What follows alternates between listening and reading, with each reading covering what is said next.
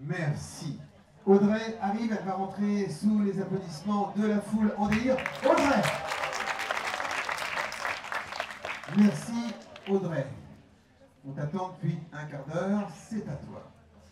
Donc, ça va être très intéressant ce projet, puisqu'on va parler du projet Loupio que tu as mis en place. Donc, retour d'expérience sur ce projet. À l'époque, vous n'accueilliez pas les enfants de moins de 4 ans dans les cours collectifs. Et à l'issue du congrès 2023, tu vas nous dire qui t'a inspiré en 2023. Et bien, maintenant, vous avez créé le projet Loupio pour les 2-3 ans. C'est des séances avec les parents, une fois par mois. Et les séances sont quasi complètes d'un mois sur l'autre. Oui. Alors, on n'accueillait pas les enfants avant 4 ans parce qu'on a toujours été convaincus qu'avant 4 ans, c'était un public très particulier, très sensible, et on avait peur de ne pas être à la hauteur. Et on s'est toujours dit, on prend beaucoup de risques de les accueillir avant 4 ans.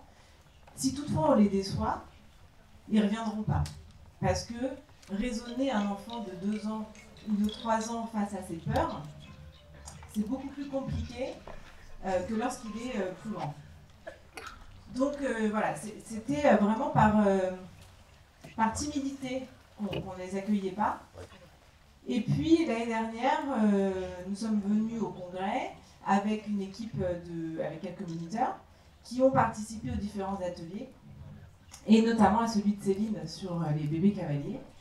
Et ils sont rentrés et toutes les semaines on entendait parler, il faut qu'on accueille les plus petits, on est sûr qu'on va y arriver, etc.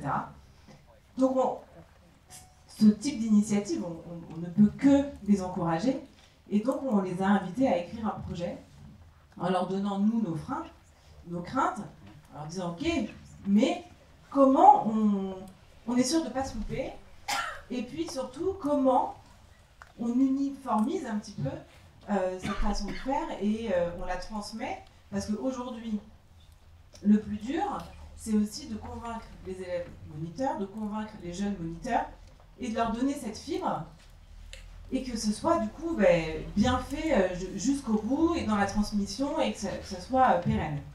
Donc elles ont créé le projet des Loupio, des séances qui sont écrites avec des fiches moniteurs. Donc là vous avez l'exemple de 2 séances bien décomposées avec les activités. Il y a toujours une partie approche, une partie autour du poney, une partie avec le poney. Les séances sont pas forcément montées, elles peuvent être uniquement autour du poney. Les séances sont annoncées à l'avance, elles sont à thème, et elles sont avec les parents. Donc elles sont forcément en effectif réduit. Nous on a choisi 6 pour l'instant, parce que quand on a les 2 parents, parfois ça fait vite 18 personnes dans l'espace. Au-delà, on trouve que ça devient compliqué pour nous. Et effectivement, c'est un vrai succès. Et comme on a repensé le projet dès le début et qu'on l'a réécrit, qu'on l'a complètement écrit, finalement, il est beaucoup plus simple parce qu'on s'est vraiment plongé dans l'univers.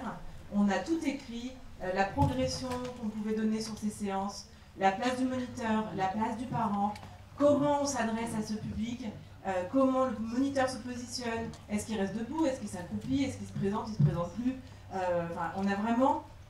On est parti de zéro, et finalement ça se fait très très bien.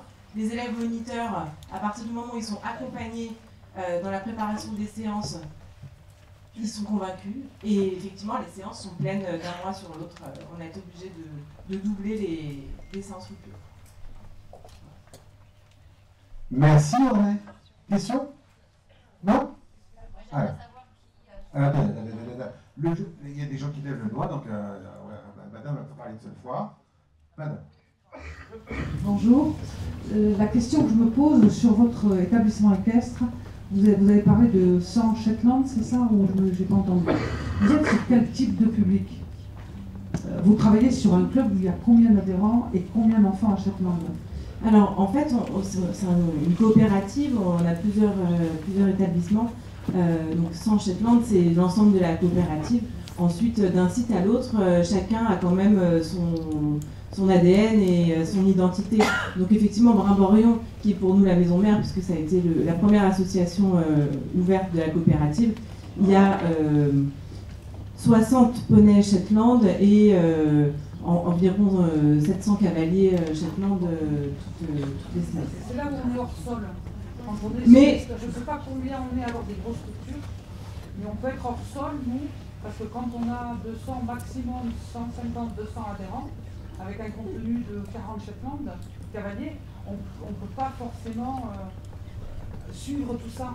On n'est pas dans la même démarche. Je comprends. Ensuite, on a effectivement, donc ça c'est le premier club, et chacun, on en a plusieurs qui ont d'autres formats. Le dernier, le quatrième, c'est Royal Malmaison, où là c'est 11 Shetland. C'est pas du tout. Et on arrive quand même. En fait, on mutualise les expériences, on mutualise aussi nos difficultés, on se rencontre beaucoup, effectivement, on se rencontre une fois par semaine et on évoque, les responsables de site, et on évoque les difficultés qu'on rencontre et les réussites qu'on arrive à mettre en place.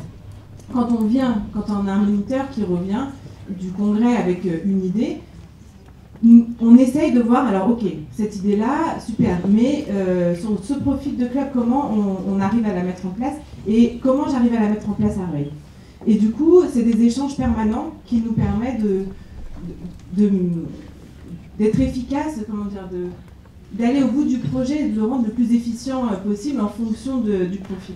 Donc non, c'est un projet comme celui-ci, il est adapté sur notre structure, mais pas que. Et finalement, c'est toujours une dizaine de poneys, une dizaine d'enfants, le même espace d'évolution. Entre un gros club et un petit club, c'est pas si différent que ça. Alors moi, ça fait une douzaine d'années que je pratique ces activités des poneys avec mes parents. Je les ai mis en place une fois par semaine. Et j'avais 4 créneaux avec 5 poneys. Moi, je suis la team petit club. Donc voilà, j'avais quand même 25 familles qui faisaient que des activités, moi j'appelais ça parentalité. Mais voilà, avec de la régularité, alors que c'était pas quelque chose que j'avais mis en place, j'avais mis un système justement pour que les gens viennent que quand ils en avaient envie. Et en fait, c'est eux qui ont créé la régularité. Donc c'est aussi possible de le faire sur des petites structures. Merci beaucoup Audrey. Merci, applaudissements pour Audrey Poupardin, s'il vous plaît.